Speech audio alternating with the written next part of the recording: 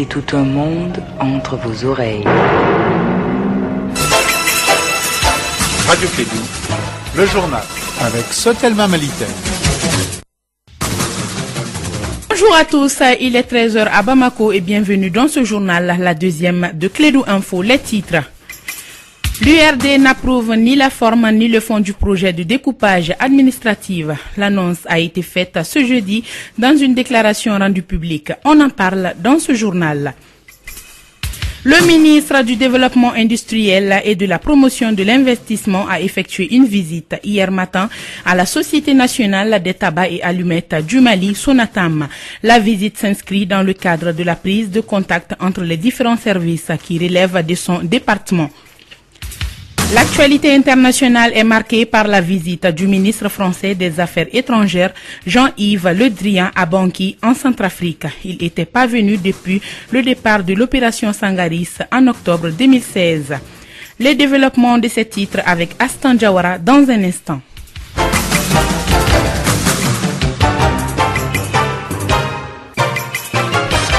Bonjour à tous. L'URD n'approuve ni le projet de découpage administratif. Dans une déclaration rendue publique ce jeudi, le Bureau politique national de l'Union pour la République et la démocratie exige le retrait du projet de découpage territorial et l'instauration d'un cadre de dialogue national autour du question. C'était à l'issue d'un point de presse tenu ce jeudi au siège du parti à Badlabougou. Suivons un extrait de cette déclaration lue par PR Salikou Sanogo, premier vice-président de l'URD, des propos recueillis par Mahamadou Kane. Aussi importante que le découpage territorial ne doit être en aucune façon abordé avec amateurisme et précipitation, étant entendu que la légèreté blâmable avec laquelle il a été conçu a suscité déjà sur toute l'étendue du territoire des manifestations de rejet, source de divisions susceptibles de compromettre dangereusement le très fragile processus de paix et de réconciliation nationale. La décision incongrue et empêchée de procéder en catimini à des pseudo-concertations régionales dont les contours sont méconnus de tous les acteurs concernés n'est ni plus ni moins que la volonté affichée du régime de faire du projet initié une camisole de force.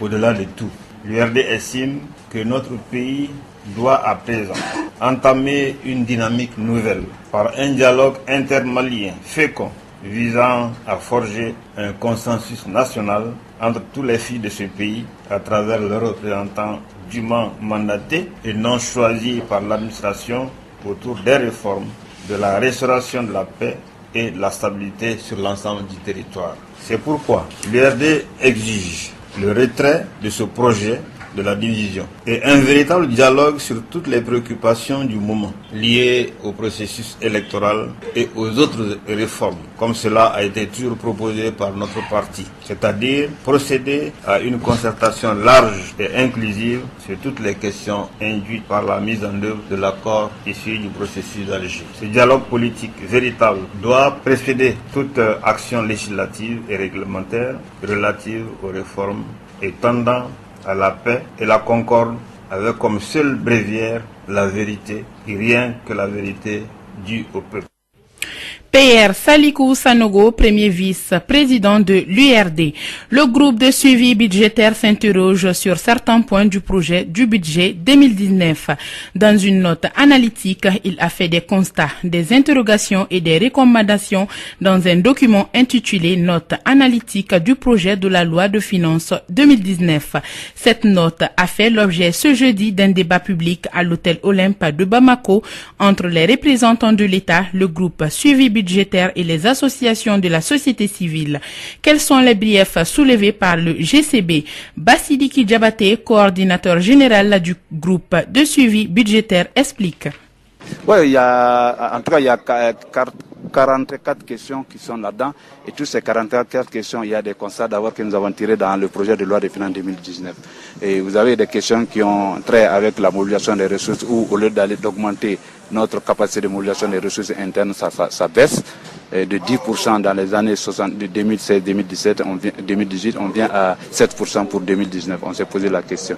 Il y a également le transfert des ressources. Nous sommes à 21,3%. On s'est dit quand maintenant de 30% comme l'engagement de l'État.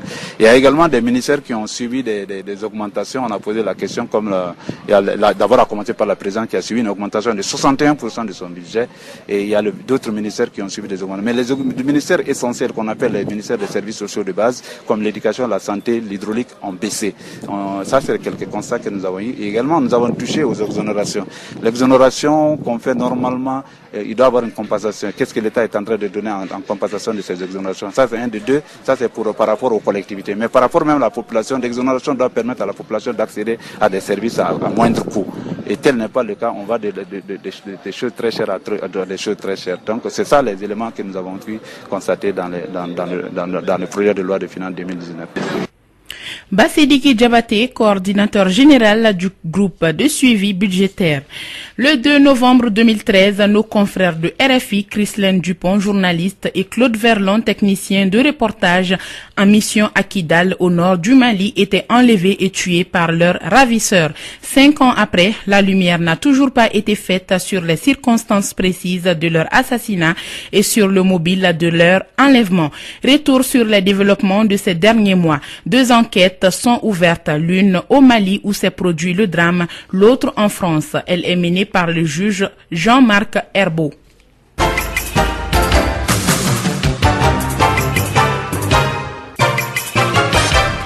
Actualité internationale à présent, le Soudan du Sud est loin d'être sorti d'affaires. Mercredi 31 octobre 2018, à Djouba, le pouvoir a organisé une grande cérémonie de la paix pour accélérer l'accord signé début septembre. Pouvoir, opposition, chefs d'État généraux ont participé. Le chef rebelle Riek Machar est venu même dans la capitale après plus de 2 ans en exil.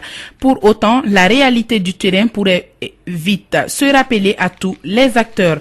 À l'issue du second tour, les législatives au Gabon, le Parti démocratique gabonais PDG d'Ali Bongo obtient une majorité écrasante à l'Assemblée nationale. Sur 143 sièges, l'opposition n'a obtenu que 17. Or, il y a 2 ans, en 2016, le parti au pouvoir était sorti particulièrement affaibli de la présidentielle très contestée. L'ancien président de l'Assemblée Gueye Nzoba Ndama et l'ancien ministre Alexandre Barro avaient classé la porte du parti et rejoint Jean Ping. Aujourd'hui, c'est un tout autre tableau qui se dessine. Le ministre des Affaires étrangères, Jean-Yves Le Drian, a entamé une courte visite à Bangui, en Centrafrique. Il n'était pas venu depuis le départ de l'opération Sangaris en octobre 2016. Nous sommes là dans les moments où cela ne va pas bien, et nous sommes là dans les moments où cela va bien. Et dans les moments où cela ne va pas bien, il y en avait beaucoup de monde. Mais j'étais là, a rappelé le ministre des Affaires étrangères français.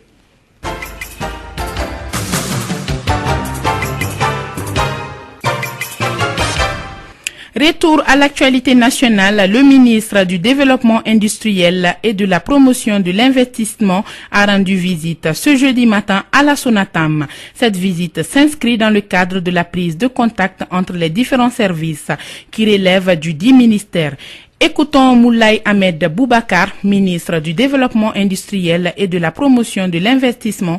Il est au micro d'Étienne Niari. C'est dans le cadre de la prise de contact des différents services qui relèvent de mon département. Et vous savez très bien qu'au département de développement industriel et de la promotion des investissements, la Sonatam est en très bonne position. En très bonne position pour plusieurs raisons que vous connaissez. Une entreprise industrielle pleine d'histoire, créée depuis les toutes premières années de l'indépendance et qui a connu de très beaux jours. Et comme toute entreprise qui a connu des moments assez difficiles. Et une entreprise qui aujourd'hui, malgré toutes les difficultés qu'elle a connues, il y a un certain nombre d'années, aujourd'hui est revenue sur la place avec force. Donc nous sommes arrivés ici, nous avons pu constater de visu qu'effectivement un bon système de gestion est en place, tant sur le plan technique que sur le plan comptable. Une usine très propre, du modernisme. Nous avons constaté également que le système de gestion du personnel est très bien assuré et ils tiennent compte vraiment des normes comptables modernes. Et nous le savions déjà avant de venir. Nous savons à combien la SONATAM participe au développement du pays à travers les fiscs, à travers les taxes, à travers les impôts. Sport avec moi dans ce studio, Nana Samake. Bonjour Nana. Bonjour Astan Diawara, bonjour à toutes et à tous. Alors, Coupe de la Ligue du district de Bamako, la 5e journée débute cet après-midi au stade Mamadou Konaté. Avec 2 rencontres au programme, à 16h, la S Real reçoit le LCBA de la commune 4 et à 18h, l'USFAS joue contre le Yélé Olympique. Suite et fin de cette 5e journée de la Coupe de la Ligue de Bamako, les dimanches, toujours au stade Mamadou Konaté avec les rencontres, Stade Malien 11 créateurs à 16h et AS Black Star à Soma à 18h. Toujours en football, là sur le continent, on joue ce soir la finale allée de la Ligue des champions de la CAF. Elle oppose Al-Ali d'Égypte de Salif Koulibaly et l'Espérance de Tunis à 19h. Les bilans des confrontations directes tournent largement à l'avantage d'Al-Ali avec 7 victoires, 5 nuls et seulement 3 défaites d'après la CAF. Pour rappel, Al-Ali a disputé 11 finales de Ligue des champions pour 8 sacres et l'Espérance de Tunis 6 finales pour 2 sacres. Restons sur le continent pour dire que la CAF compte déjà lancer la nouvelle campagne dès ce mois de novembre. Dans une déclaration faite sur son compte Twitter ce jeudi, l'instance dirigeante du football africain a indiqué qu'elle procédera au tirage au sort des tours préliminaires des compétitions interclubs ce samedi 3 novembre 2018 à Rabat au Maroc. À l'issue de ce tirage, les 2 représentants maliens, à savoir le Stade malien de Bamako engagé en Ligue des champions et le Djoliba Athletic Club qui défendra nos couleurs en Coupe de la Confédération, seront fixés sur leur sort. Signalez que ces compétitions se dérouleront à partir du mardi 27 novembre 2018 pour prendre fin le samedi 1er juin 2019 à Standiawara. Merci Nana, c'est la fin de ce journal. Merci de l'avoir suivi. Présentation à Standiawara, mise en onde de Brahima Traoré. Et restez avec nous pour la page électe dans un instant.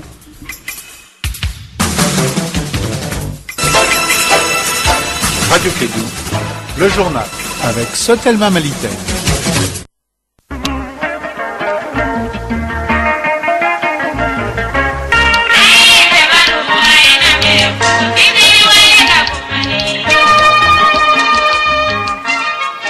Kileya balamo ɲɛ bilennen koyokoyolen bɛ siga ka bere kun minɛ ka sengelenna taama ko nɔfɛ ka sɔrɔ k'a yɛrɛ bolo kelen minɛ k'o kari kaw ko lɛfali den tɛ kɛ ɲintan ye k'ale bɔra ka taa nin de la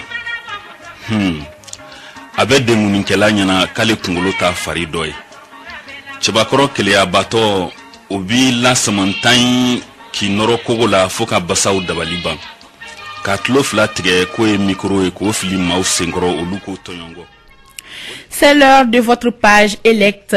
Comme annoncé dans la chronique d'hier, Elect a interrogé un responsable politique opposé au report des élections législatives. Il s'agit de Moussa Mara, président du parti Yélema. L'entretien s'est déroulé par téléphone. Bonjour Elect. Bonjour Hassan. Pourquoi Moussa Mara est opposé au nouveau report des élections législatives? Monsieur Mara justifie son opposition par la Constitution qui, dit-il, nous unit et qui assure le socle de notre démocratie. Selon lui, si on prend l'habitude de violer la Constitution, on prendra l'habitude de tout violer et il n'existera plus de démocratie et il n'existera plus de pays. Moussa Mara demande le respect des textes. Et si ces textes sont gênants à Finiti, changeons-les. Les temps qui sont en vigueur, respectons-les, dit M. Mara. Et ce que Moussa Mara va faire maintenant, vu que les élections législatives sont déjà reportées? Moussa Mara dit qu'ils vont continuer à s'opposer à ces mesures. Pour lui, le report en tant que tel n'est pas quelque chose de gênant si la Constitution reste respectée.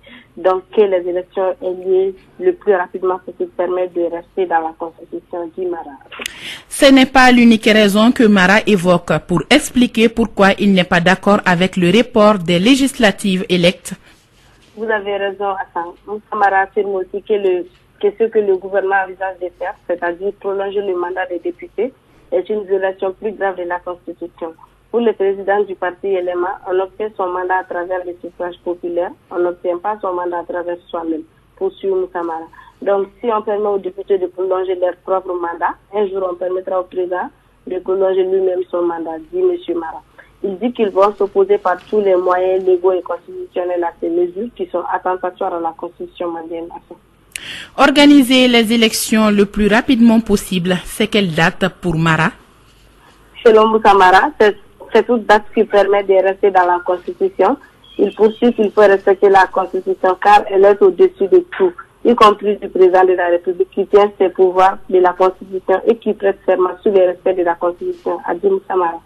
Alors, élect, qu'est-ce qu'il faut pour qu'il ait des élections libres, transparentes, selon Mara?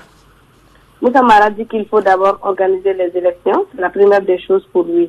Mara ajoute qu'il faut travailler pour que l'argent ait moins de poids dans nos élections et dans notre démocratie. Qu'est-ce que Mara pense de la position de l'opposition politique qui est d'accord avec le report des législatives? Moussa Mara trouve que l'opposition est encore incohérente parce que l'opposition demande à ce que la légalité constitutionnelle et la démocratie soient respectées. Comment est-ce qu'on peut vouloir cela et accepter que la Constitution soit violée, se demande Moussa Mara. Pour lui, le combat est très simple et très précis, que la Constitution soit respectée et que la démocratie soit renforcée. Alors, merci élect et bonne journée. Merci à sa bonne journée. C'était votre page élect. Merci de l'avoir suivi et on se dit rendez-vous le lundi. Ici, Radio Clédou, c'est tout un monde entre vos oreilles.